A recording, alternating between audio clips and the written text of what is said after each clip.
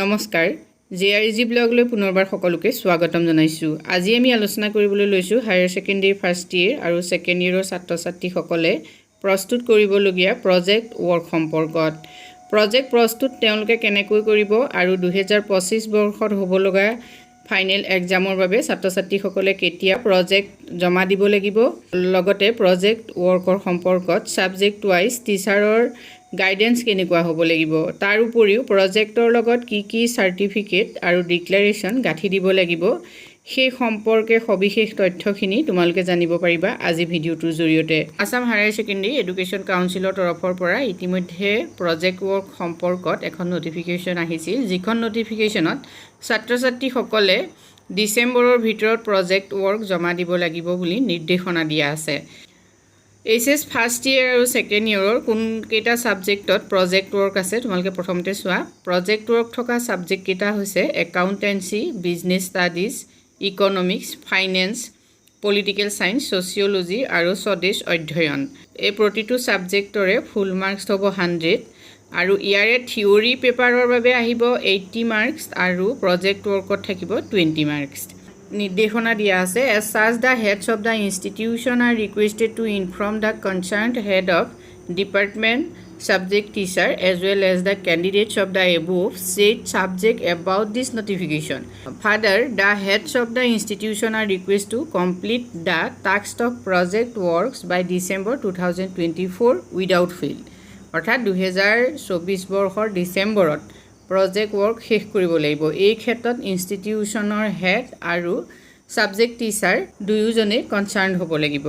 এইবাৰ Assam higher secondary education কাউন্সিলৰ পৰা project work প্ৰস্তুত সম্পৰ্কত বিশেষ SOP দিয়া হৈছে। এই SOPত কি আছে তোমালোকে চোৱা। SOP হ'ল standard operating procedure for implementation of project work. এই SOPত বিশেষকৈ প্ৰজেক্ট ৱৰ্কে ছাত্ৰ-ছাত্ৰীসকলক কেনেকৈ সহায় কৰিব সেই সম্পৰ্কত কোৱা হৈছে। তাৰ লগতে প্ৰজেক্ট ৱৰ্ক এটাই ছাত্ৰ-ছাত্ৰীসকলক বিষয়বস্তু এটাৰ উপস্থাপন, সমস্যা এটা চিনাক্তকৰণ কৰা, সমস্যাটো কেনেকৈ সমাধান কৰিব ইত্যাদি বিষয়সমূহৰ ওপৰত তেওঁলোকৰ জ্ঞান অৰ্জন কৰাৰ ক্ষেত্ৰত যে সহায় কৰিব সেই কথাখিনি কোৱা হৈছে।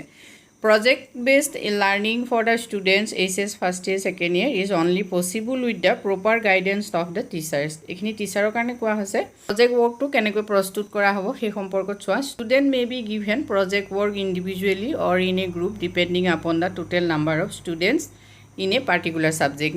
নিৰ্দিষ্ট বিষয়টোত কিমান ষ্টুডেণ্ট আছে সেইটোৰ ওপৰত নিৰ্ভৰ কৰি পেলাই প্ৰজেক্ট ৱৰ্ক ইণ্ডিভিজুৱেলিও প্ৰস্তুত কৰিব পাৰে বা গ্ৰুপতো প্ৰস্তুত কৰিব পাৰিব, কিন্তু প্ৰত্যেকৰে এটা এটা প্ৰজেক্ট লাগিব, সেই কথাটো তোমালোকে মন কৰিবা।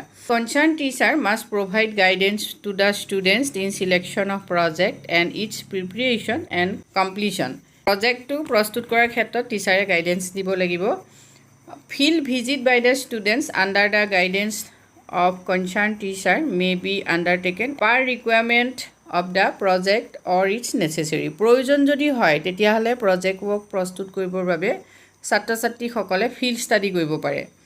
নেক্সট আহিলে the project should be completed by December 2024। এতিয়া 2024 চনৰ ডিচেম্বৰত প্ৰজেক্ট ৱৰ্ক কমপ্লিট কৰিব লাগিব। The head of the institution must ensure the submission of the project work within stipulated time frame. ডিচেম্বৰৰ ভিতৰত প্ৰজেক্ট ৱৰ্ক যে সাবমিট কৰিব লাগিব এই ক্ষেত্ৰত ইনষ্টিটিউচনৰ হেডে বিশেষ গুৰুত্ব দিব লাগিব। Every guide teacher should have the responsibility to ensure the activities of project work to be done by all individual students. এতিয়া গাইড টিচাৰজনৰো এই ক্ষেত্ৰত যিহেতু ৰেছপনচিবিলিটি থাকিব, প্ৰতিজন ছাত্ৰকে শিক্ষকসকলে গাইডেন্স দিব লাগিব। Project must be in own handwriting of the students in A4 size paper. Only single side মন কৰিবা। A4 সাইজৰ তোমালোকে পেপাৰ কিনি ল'বা আৰু তোমালোকে নিজ হাতে সেই প্ৰজেক্টটো লিখিব লাগিব। বহুতো ছাত্ৰ-ছাত্ৰীয়ে নিজৰ আখৰ বেয়া বুলি অন্যৰ হতুৱাই প্ৰজেক্ট ৱৰ্ক লিখি আনে। এই ক্ষেত্ৰত যিসকলে গাইড দিব তেখেতসকলো সচেতন হ'ব লাগিব আৰু ছাত্ৰ-ছাত্ৰীও সচেতন হ'ব লাগিব। নেক্সট আহিলে project report must preserve properly by the institution. Assam Higher Secondary Education Council may at any time ask the institution to submit the report in Assam Higher Secondary Education Council office if necessary. Provision সাপেক্ষে project খিনি Assam higher secondary education কাউন্সিলৰ অফিচত জমা দিবলগীয়া হ'ব পাৰে সেইটোৰ বাবে project ৰিপৰ্টবিলাক ভালকৈ সংৰক্ষণ কৰি ৰাখিব লাগিব ইনষ্টিটিউশ্যনবিলাকে প্ৰজেক্ট ৱৰ্কৰ লগত তোমালোকে কেইখনমান চাৰ্টিফিকেট দিব লাগিব কেইবাখনো চাৰ্টিফিকেট তোমালোকে গাঁঠি দিব লাগিব চাৰ্টিফিকেটৰ যিটো ড্ৰাফটটো ইয়াত দিয়া আছে মানে annexure 1 annexure 2 annexure 3 এনেকৈ দিয়া আছে নটিফিকেশ্যনখন মই ডেছক্ৰিপশ্যন বক্সৰ লিংকত দি দিম তোমালোকে নটিফিকেশ্যনখন চাব পাৰিবা লগতে এই annexureখিনিও তাৰ পৰা উলিয়াই ল'ব পাৰা অৱশ্যে কলেজেও এই ক্ষেত্ৰত তোমালোকক সহায় কৰিব পাৰে এতিয়া প্ৰথমখন হ'ল চাৰ্টিফিকেট অফ গাইডৰ পৰা এখন চাৰ্টিফিকেট থাকিব নেক্সট আহিলে certificate of head of the institution annexure 2খন হ'ব ইনষ্টিটিউশ্যনৰ পৰা দিয়া চাৰ্টিফিকেট নেক্সট ডিক্লাৰেশ্যন থাকিব ডিক্লাৰেশ্যনখন annexure 3 ইয়াত থাকিব declaration by the student is annexed at annexure 3 the student who has submitted the project work may be awarded at least the required passing marks then same will have to be ensured by the head of the institution এইটো এটা গুৰুত্বপূৰ্ণ কথা নটিফিকেশ্যনখনত উল্লেখ কৰা হৈছে যে যিজন ষ্টুডেণ্টে এটা প্ৰজেক্ট কমপ্লিট কৰিব আৰু ছাবমিট কৰিব সেই ষ্টুডেণ্টজনক যিটো পাছ মাৰ্ক সেই মাৰ্কছটো ষ্টুডেণ্টজনে পোৱাটো নিশ্চিত কৰিব লাগিব হেড অফ দ্য ইনষ্টিটিউশ্যনে মানে প্ৰজেক্ট ৱৰ্ক এটা ছাবমিট কৰাৰ পাছত এজন ছাত্ৰক প্ৰজেক্ট ৱৰ্কৰ যিটো পাছ মাৰ্ক সেইটো আচলতে দিয়া উচিত সেইকাৰণে হেড অফ দ্য ইনষ্টিটিউশ্যনে এই ক্ষেত্ৰত গুৰুত্ব দিব লাগিব বুলি নটিফিকেশ্যনখনত কোৱা হৈছে নেক্সট আহিলে head of the institution will ensure that all the deserving student must be awarded marks according to their merit বেচিছত যাতে ছাত্ৰ ছাত্ৰীসকলে উপযুক্ত নম্বৰ এটা পায় সেই ক্ষেত্ৰত ইনষ্টিটিউশ্যনৰ হেডজনো সচেতন হৈ থাকিব লাগিব নেক্সট আহিলে if A students fail in the project work the head of the institution must submit a report to the controller of examination mentioning the reason of failure. যদি প্ৰজেক্ট ৱৰ্কত ছাত্ৰ ছাত্ৰী এজনে ফেইল কৰে তেতিয়াহ'লে ফেইল কৰাৰ কাৰণটো কি ছাত্ৰজন বা ছাত্ৰীগৰাকী ফেইল কৰাৰ কাৰণটো কি এই সম্পৰ্কত ইনষ্টিটিউশ্যনৰ হেডে ফেইল কৰাৰ কাৰণ জনাই এটা ৰিপৰ্ট প্ৰস্তুত কৰিব লাগিব এক্সামিনেশ্যন কণ্ট্ৰলাৰলৈ এইটো এটা গুৰুত্বপূৰ্ণ কথা হয় Next আহিলে internal examiner shall be appointed by the HOD of the concerned department in consultation with the head of the institution. প্ৰতিটো সাবজেক্টৰে internal examiner জনক HOD এপইণ্ট কৰিব পাৰিব মাত্ৰ তেওঁ head of the institutionৰ লগত এইটো বিষয়ৰ ওপৰত কনসাল্ট কৰি ল'ব লাগিব নেক্সট আহিল internal examiner shall enter marks in respect of all the candidates in the concerned subject on the portal head of the institution shall finally submit the marks of the candidates on the portal. Internal examiner ছাত্ৰজনৰ বাবে যিটো marks দিব সেই মাৰ্কছটোৱে পৰ্টেলত কিন্তু ভৰাব লাগিব the head of the institution shall finally submit the marks of the candidates on the portal.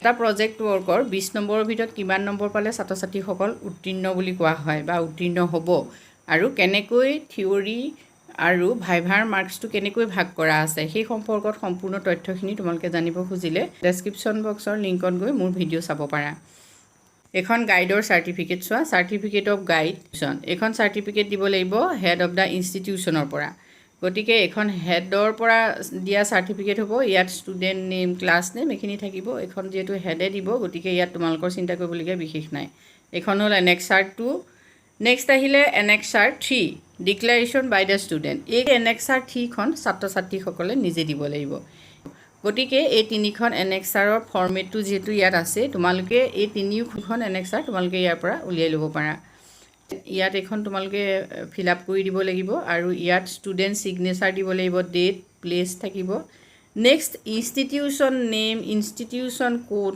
Student name class registration number session এইখিনিও কিন্তু তোমালোকে এনেকৈ ফিল আপ কৰি দিব লাগিব প্ৰজেক্ট ৱৰ্কৰ সম্পৰ্কত আসাম হায়াৰ ছেকেণ্ডেৰী এডুকেশ্যন কাউন্সিলৰ তৰফৰ পৰা অহা নিৰ্দেশনাখিনি হ'ল এইখিনিয়েই গতিকে এইমতে এই যিখন গাইডলাইন্স এই গাইডলাইন্স মতে তোমালোকে এটা প্ৰজেক্ট প্ৰস্তুত কৰিব লাগিব এতিয়া প্ৰতিটো সাবজেক্টৰ বাবে যিকেইটা সাবজেক্ট ইতিমধ্যে ওপৰত উল্লেখ কৰিছিলোঁ প্ৰতিটো সাবজেক্টৰ বাবে প্ৰতিজন ছাত্ৰই এটা প্ৰজেক্ট প্ৰস্তুত কৰিব লাগিব 7টা সাবজেক্টৰ বাবে যেহেতু প্ৰজেক্ট দিয়া হৈছে ইয়াত সবৰে যেহেতু 7টা সাবজেক্ট নাথাকিব প্ৰায়বিলাকৰ 3টা সাবজেক্ট বা 2টা সাবজেক্ট থাকিব যাৰ 3টা থাকিব তেওঁ 3টা প্ৰজেক্ট প্ৰস্তুত কৰিব লাগিব যাৰ 2টা থাকিব তেওঁ 2টা প্ৰজেক্ট প্ৰস্তুত কৰিব লাগিব আজিলৈ ইমানেই ধন্যবাদ